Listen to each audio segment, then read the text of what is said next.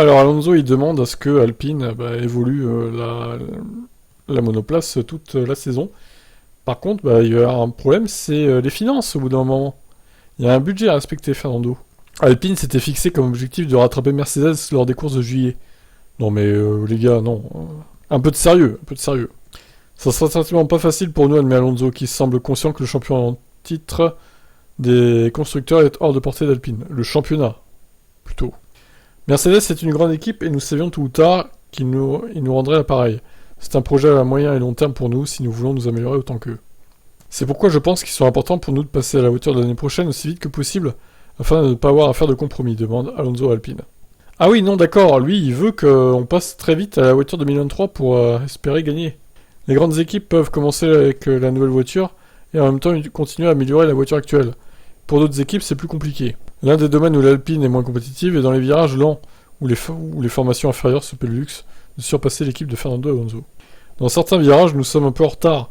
Les virages lents ne sont pas notre point fort pour le moment. On l'a vu à Bakou où il y avait beaucoup de virages lents. Les autres voitures y étaient plus fortes.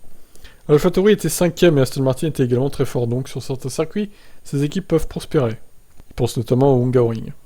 Lorsqu'on a demandé à Otmar Szafnauer quels étaient les plans de développement de l'Alpine A522 auquel Alonso fait référence, la réponse était différente de celle à laquelle le double champion du monde s'attendait probablement. Nous avons dit en début d'année que la clé de cette saison sera le développement. La courbe d'apprentissage est très raide, explique le directeur d'Alpine, et qui estime qu'il est important de tirer le meilleur parti des nouvelles réglementations et d'en apprendre le plus possible dès leur première saison d'application. Nous devons en tirer le meilleur parti et continuer à obtenir des perfos de l'usine. Nous continuerons à le faire jusqu'à ce que nous n'ayons plus d'argent. Très bien, donc en gros, Alpine veut continuer à évoluer la voiture autant que possible cette année. Fernando militerait plus pour un arrêt du développement, sacrifier 2022 et se concentrer sur 2023 au plus vite. Ouais, je sais pas. Alors, enfin, d'un côté, les deux ont raison, je dirais, parce que il y a quand même la quatrième place en jeu face à McLaren. Hein. Il faut pas l'oublier, ça fait des sous en plus aussi pour la 2023. Donc pour moi, je dirais qu'il faut quand même évoluer la voiture encore un peu pour tenter de jouer cette quatrième place.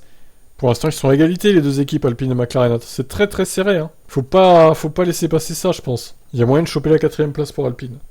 Donc Fernando, bats-toi jusqu'au bout. Et on verra ce qu'il advient pour 2023. Qu'est-ce que vous en pensez, vous? Ciao.